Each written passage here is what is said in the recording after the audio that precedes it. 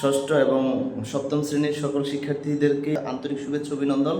তা আজকে আমরা ষষ্ঠ এবং সপ্তম শ্রেণীর ইংলিশ গ্রামার বইয়ের চেঞ্জিং সেন্টেন্স নিয়ে আলোচনা করব। তো এখানে চেঞ্জিং সেন্টেন্সের মধ্যে যে 5টা বিষয় খুবই গুরুত্বপূর্ণ সেগুলো হচ্ছে affirmative two negative, assertive two interrogative, assertive two exclamatory, degree change এবং ভয়েস চেঞ্জ। তো আমরা প্রথমেই শুরু করব হচ্ছে অ্যাফার্মেটিভ টু নেগেটিভ। তো অ্যাফার্মেটিভ টু নেগেটিভের প্রথম যে রুলস সেটা হচ্ছে কোনো অ্যাফার্মেটিভ সেন্টেন্সে মাস্ট ক্যান হ্যাভ টু থাকলে, কোনো অ্যাফার্মেটিভ সেন্টেন্সে মাস্ট ক্যান হ্যাভ টু থাকলে এদের পরিবর্তে ক্যান নট বাট লিখে নেগেটিভ করতে হয়। যেমন we must respect our parents. তো এখানে আমরা এই যে মাস্ট, এই মাস্টের পরিবর্তে আমরা কি লিখবো? ক্যান নট বাট, তাহলে এটা নেগেটিভ হয়ে যাবে।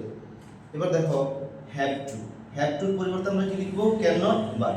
আবার ক্যানের পরিবর্তে আমরা লিখবো ক্যান নট বাট। অর্থাৎ মাস্ট, ক্যান, হ্যাভ টু এই 3টা শব্দের পরিবর্তে আমরা যদি ক্যান নট বাট লিখি তাহলে কি হয়? অ্যাফার্মেটিভ থেকে নেগেটিভ হয়। এবার আমরা দেখব দ্বিতীয় রুলস। অ্যাফার্মেটিভ সেন্টেন্সে অনলি বা অ্যালোন থাকলে, অনলি বা অ্যালোন দ্বারা ব্যক্তি বোঝালে নান বাট, বস্তু বোঝালে নাথিং বাট এবং সংখ্যা বোঝালে নট মোর দেন লিখে নেগেটিভ করতে হয়। তো এখানে only he can do the work, একমাত্র সেই পারে কাজটি করতে। তো এখানে আমরা এই যে অনলি, অনলি দ্বারা ব্যক্তি বোঝানো হয়েছে, সুতরাং আমরা এই অনলির পরিবর্তে অর্থাৎ ব্যক্তির আগে অনলির জন্য আমরা কি ব্যবহার করব? None but.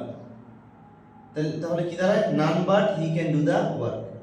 এই যে অনলি, এই অনলি দ্বারা কি বোঝানো হয়েছে? দেখো আই নিড অনলি মানি, আমার শুধু টাকার প্রয়োজন। এখানে টাকা বস্তু হিসেবে ব্যবহার করা হয়েছে, সুতরাং আমরা এই অনলির পরিবর্তে আমরা কি লিখব? Nothing but.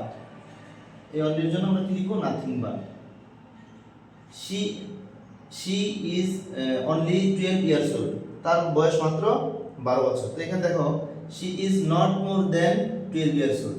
আমরা যেহেতু অনলি দ্বারা সংখ্যা বোঝানো হয়েছে, দেখো এখানে 12 অনলি দ্বারা কি বোঝানো হয়েছে? সংখ্যা। এজন্য আমরা এই অনলির পরিবর্তে আমরা লিখব কি? নট মোর দেন। এভাবে আমরা